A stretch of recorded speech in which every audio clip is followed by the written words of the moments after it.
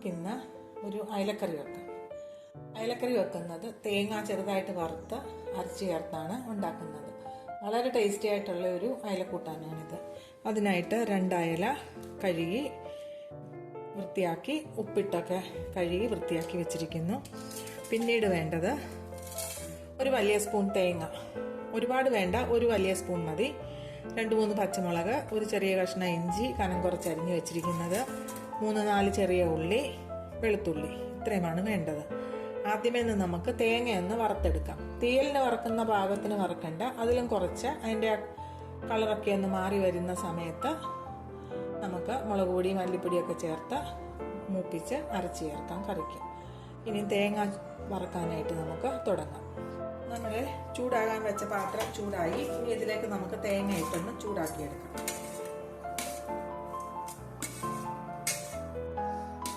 ഇത് അയല കൊണ്ട് മാത്രമല്ല, വലിയ ഏത് മീനാണെങ്കിലും തേങ്ങ അരച്ച് നമുക്ക് കൂട്ടാൻ വെക്കാൻ പറ്റും. നെയ്മീന്, കേര, ചൂര, അങ്ങനെ എല്ലാ മീനും ഇങ്ങനെ തേങ്ങ അരച്ച് വെക്കാൻ പറ്റും. നല്ല ടേസ്റ്റി ആയിട്ടുള്ള ഒരു കൂട്ടാണ്. ഇതിൻ്റെ തേങ്ങയുടെ പച്ചമണമൊക്കെ ഒന്ന് മാറി, ഒന്ന് കളറ് മാറി ചുമന്ന് വരുന്ന സമയത്ത് അതാണ് അതിൻ്റെ പാകം. എന്നിട്ട് തേങ്ങയൊന്ന് മൂത്ത് വരട്ടെ. നമുക്ക് തേങ്ങ മൂത്ത് വരുന്നത് വരെ വെയിറ്റ് ചെയ്യാം. തേങ്ങയുടെ പച്ചമണമൊക്കെ മാറി ഒന്ന് മൂത്ത് വരുന്നുണ്ട്. ചെറിയ ഒരു ചുവപ്പ് കളർ വന്നു, ഇതാ കാണാമല്ലോ.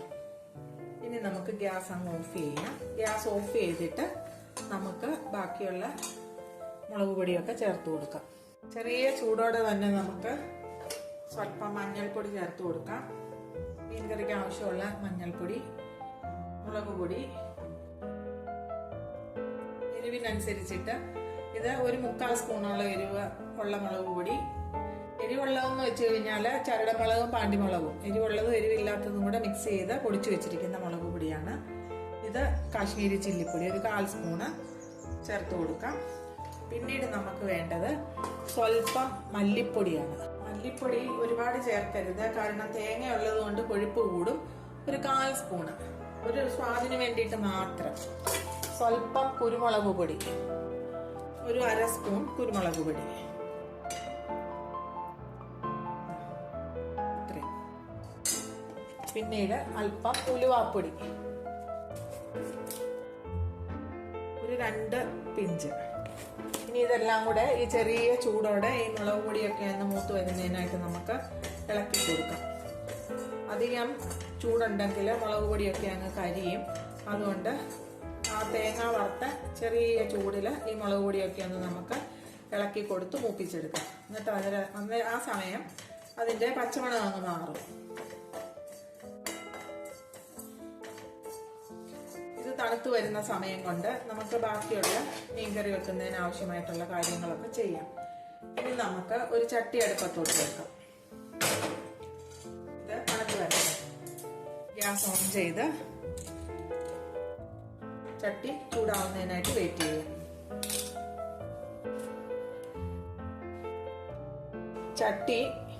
ചട്ടി ചൂടായി. നമുക്കതിലേക്ക് വെളിച്ചെണ്ണ ഒഴിച്ചു കൊടുക്കാം. ഏകദേശം ഒരു വലിയ സ്പൂണോളം വെളിച്ചെണ്ണ ഒഴിച്ചു കൊടുത്തിട്ടുണ്ട്. ഇനി ആ എണ്ണ ഒന്ന് ചൂടാവുന്നത് വരെ നമുക്ക് വെയിറ്റ് ചെയ്യാം. എണ്ണ ചൂടായി. നമുക്കതിലേക്ക് സ്വല്പം ഉലുവ ഇട്ട് കൊടുക്കാം.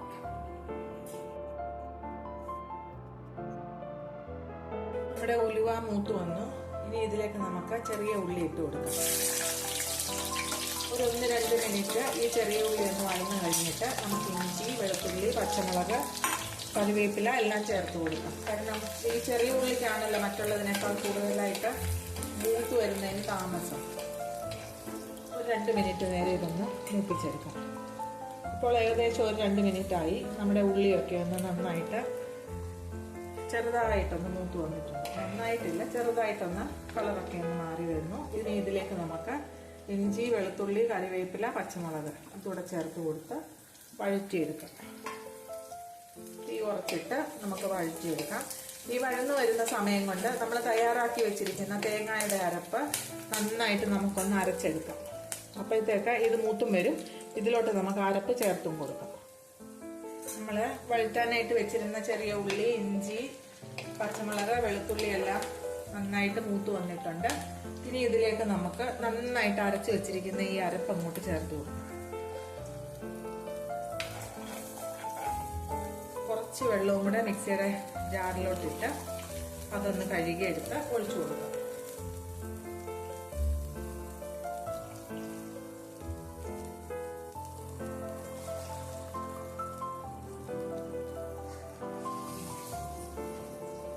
ഇനി അടുത്തതായിട്ട് നമുക്കിതിലേക്ക് പുളിയാണ് ചേർത്ത് കൊടുക്കേണ്ടത്.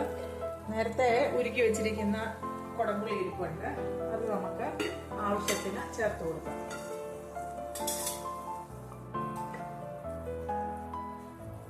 ഈ ഭരണിയിലാണ് പുളി തിളപ്പിച്ച് വെച്ചിരിക്കുന്നത്. അതിൽ നിന്ന് ഒരു 2 കഷ്ണം നമുക്ക് ഇട്ട് കൊടുക്കാം. സ്വല്പം പുളിയുടെ ആ വെള്ളവും കൂടെ ചേർത്ത് ഇതിലോട്ട് ഇട്ട് കൊടുക്കാം. പുളി അവരവരുടെ ആവശ്യത്തിന് വേണം ചേർക്കാനായിട്ട്. ഞങ്ങൾക്ക് ഇവിടെ പുളി വളരെ കുറച്ച് മതി, അതുകൊണ്ടാണ് ഇത്രയും പുളി ചേർത്തത്. കൂടുതൽ പുളി വേണമെങ്കിൽ ചേർക്കാം. പുളി, എരിവ്, ഉപ്പ് ഇതൊക്കെ അവരവരുടെ ആവശ്യത്തിനാണ് ചേർക്കേണ്ടത്. ഇനി നമ്മൾ ഇതുവരെ ഉപ്പ് ചേർത്തിട്ടില്ല, നമുക്കിതിലേക്ക് ഉപ്പ് ചേർത്ത് കൊടുക്കാം. കല്ലുപ്പാണ് ചേർക്കുന്നത്, സ്വല്പം കൂടെ ചേർത്ത് കൊടുക്കാം. ഇനി ഇത് നന്നായിട്ട് തിളച്ച് വരുമ്പോൾ നമുക്ക് മീൻ കഷ്ണം ചേർത്ത് കൊടുക്കാം. തിളയ്ക്കുന്നത് വരെ നമുക്കൊന്ന് വെയിറ്റ് ചെയ്യാം. നമ്മുടെ മീൻ തയ്യാറാക്കി വെച്ചിരിക്കുന്ന മസാല നന്നായിട്ട് തിളച്ചു. ഇനി ഇതിലേക്ക് നമുക്ക് മീൻ ഇട്ട് കൊടുക്കാം. നന്നായിട്ട് കഴുകി വൃത്തിയാക്കി വെച്ചിരിക്കുന്ന അയല കഷ്ണം. അത് കഷ്ണത്തിന്റെ സൈസൊക്കെ അവരവരുടെ ഇഷ്ടത്തിനനുസരിച്ച് മുറിക്കാം. ഞാനിവിടെ ഒരു അയല 2ആയിട്ടാണ് മുറിച്ചിരിക്കുന്നത്. അത് നമുക്ക് കറിയിലോട്ട് ഇട്ട് കൊടുക്കാം.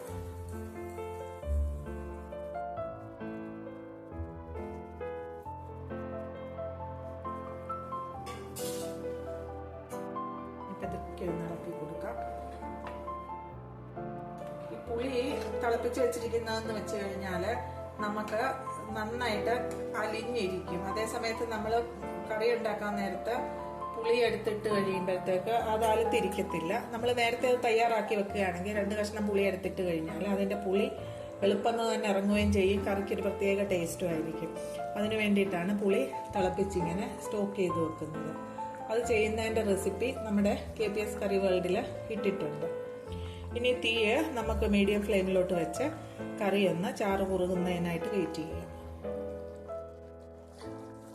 നമ്മുടെ മീൻകറി ചാറ് കുറുകി വരുന്നുണ്ട്. ഇനി ഇത് നമുക്കൊന്ന് ഇടയ്ക്കിടയ്ക്ക് ഇങ്ങനെ ഇളക്കി കൊടുക്കണം. മീൻ വെന്ത് കഴിഞ്ഞാൽ നമ്മൾ തവിയിട്ടിളക്കുകയാണെങ്കിൽ മീൻ കഷ്ണം ഉടഞ്ഞു പോകാനുള്ള ചാൻസ് ഉണ്ട്. അതുകൊണ്ട് ഇടയ്ക്കിടയ്ക്ക് ചുറ്റിച്ചു കൊടുക്കണം.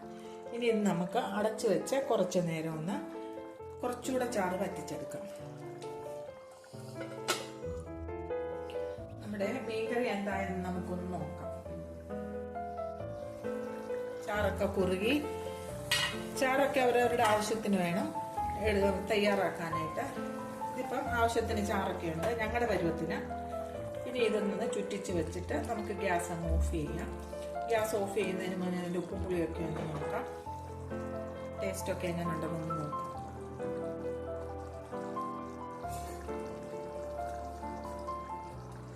കളറൊക്കെ നല്ല ഭംഗിയുണ്ട് കാണാനായിട്ട്. ആ തേങ്ങ വറുത്തരച്ചതിന്റെ ആ ഒരു കളറാണ് നല്ല.